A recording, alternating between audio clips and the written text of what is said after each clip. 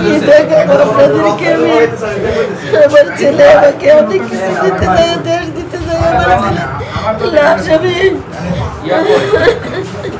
যখন এই আলোক পিয়াসী শিশুরা নাফিজের মতো, মুগ্ধের মতো, আফসানের মতো, আবু সাইদের মতো এরা যখন বেরিয়ে এসে অকাতরে নিজের শার্টের বোতাম খুলে ওই পুলিশের সামনে দাঁড়িয়ে গেছে এবং হাসতে হাসতে যারা শেখ হাসিনার বুলেট বরণ করেছে, এদেরকে আর ঠেকাতে পারেনি।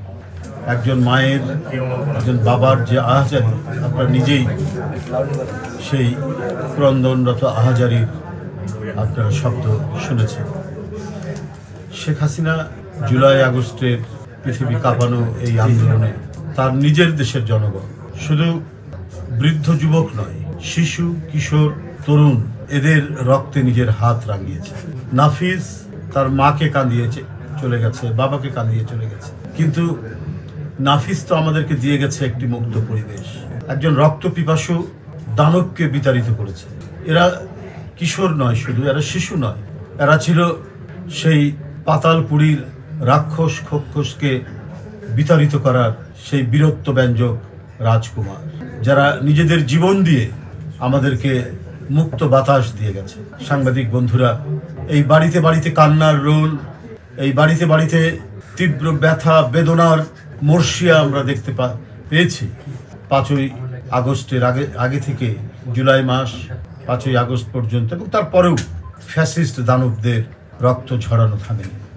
একজন ব্যক্তি তার শুধু ক্ষমতায় থাকার জন্য এমন কোনো পন্থা নাই অবলম্বন করেন। একটা নিষ্পাপ ফুলের মতো একটি কিশোর নাফিজকে হত্যা করতে দ্বিধা করেনি শুধুমাত্র নিজের ক্ষমতাকে নিরাপদ করার জন্য। পুলিশ বাহিনীর মধ্যে, র্যাবের মধ্যে এদেরকে দিয়ে তিনি শেখ হাসিনা নির্দ্বিধায় গুলি চালাতে দ্বিধা করেন। এদেরকে দিয়েই 15 বছর আন্দোলনকামী মানুষকে হত্যা করেছেন একের পর এক, শুধুমাত্র নিজের মসনদ এবং মখমলের গদি এটা ধরে রাখার জন্য। যখন এই আলোক পিয়াসী শিশুরা নাফিজের মতো, মুগ্ধের মতো, আফসানের মতো, আবু সাইদের মতো এরা যখন বেরিয়ে এসে অকাতরে নিজের শার্টের বোতাম খুলে ওই পুলিশের সামনে দাঁড়িয়ে গেছে এবং হাসতে হাসতে যারা শেখ হাসিনার বুলেট বরণ করেছে, এদেরকে আর ঠেকাতে পারেনি। এদের প্রবল স্রোতের মতো, পদ্মা মেঘনার যৌথভাবে যেভাবে প্রবল স্রোত তৈরি করে, সেই প্রবল স্রোতের মতো যে ঢেউ যাচ্ছিল, সেই ঢেউয়ে পালিয়ে যেতে তারা বাধ্য হয়েছে। কিন্তু নাফিজদের অবদান কি ব্যর্থ হবে? নাফিজদের আত্মদান কি মানে হাওয়ায় উড়িয়ে যাবে? এটা হতে দেওয়া যাবে না। তারা যে মহৎ উদ্দেশ্য নিয়ে, যে মহান ব্রত নিয়ে নিজের বুক পেতে দিয়েছে, যে রক্ত ঝরিয়েছে, তাদের সেই লাশকে শপথ রেখে আমাদেরকে এই দেশকে শান্তিময়, এই দেশকে গণতান্ত্রিক বোধ বুদ্ধির উপর, গণতান্ত্রিক শর্ত যেগুলো রয়েছে সেটা পূরণ করার লক্ষ্য নিয়েই আমাদের কাজ করতে হবে। এখানে নাগরিক স্বাধীনতা নিশ্চিত হবে। এখানে প্রত্যেকটি মানুষ আদালতে গেলে সে যাতে ন্যায্য বিচার পায়, আমরা সেই বাংলাদেশ চাই। এখানে যে কোনো মানুষ, যে কোনো শক্তিশালী মানুষের দ্বারা যদি আক্রান্ত হয়, সে যাতে মিডিয়ার আশ্রয় পায়, সে যাতে প্রশাসন যত তার কাছে এসে দাঁড়ায়, পুলিশ যেন অসহায় মানুষের পাশে দাঁড়ায়, সেই ধরনের গণতান্ত্রিক বাংলাদেশের জন্যই তো নাফিজরা জীবন দিয়েছে। আজকে কাউকে ঘুষ দিয়ে বিচারের বাণী যেন নীরবে নিভৃতে না কাঁদে। আমরা সেই ভয়ঙ্কর অত্যাচারীর পরিবেশ থেকে আমরা সত্যিকারের জনগণের শাসন, নাগরিক শাসন, নাগরিক স্বাধীনতা, যে অসহায় মানুষ সেও যাতে আদালতে দাঁড়ালে পরে ন্যায্য বিচার পায়, আমরা সেই বাংলাদেশ গড়ে তুলব। সেই বাংলাদেশেরই পতাকা হয়ে থাকবে নাফিজরা, মুগ্ধরা, আবু সাইদরা।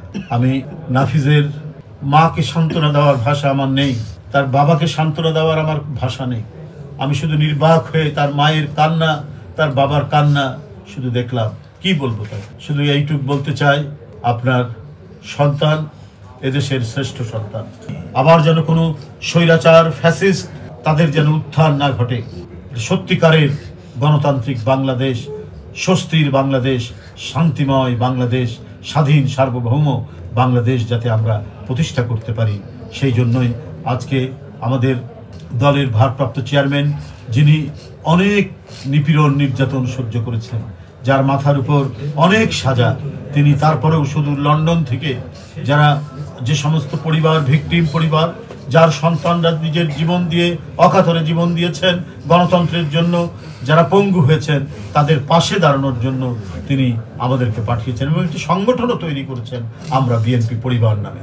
বন্ধুরা আমার, আমরা আতিকুর রহমান রুম্মন এবং মিথুনের নেতৃত্বে তাদের সেই অসহায় মানুষের পাশে দাঁড়ানোর জন্যই আমরা এখানে এসেছি। আপনারা জানেন, এদেশের সবচাইতে জনপ্রিয় যে ব্যক্তিটি, যিনি বারবার নির্বাচিত ভোটে 3-4 বার প্রধানমন্ত্রী হয়েছেন, সেই দেশনেত্রী বেগম খালেদা জিয়াকে তার অসুস্থতার জন্য তারা চিকিৎসা দেয়নি, তারা ওষুধ দেয়নি, তাকে উন্নত মানের হাসপাতালে ভর্তি হওয়ার সুযোগ দেয়নি, কতভাবে নিপীড়ন নির্যাতন করেছেন, কিন্তু তারপরেও তিনি নিজের দেশের মানুষের কাছ থেকে তিনি কখনো সরে যাননি।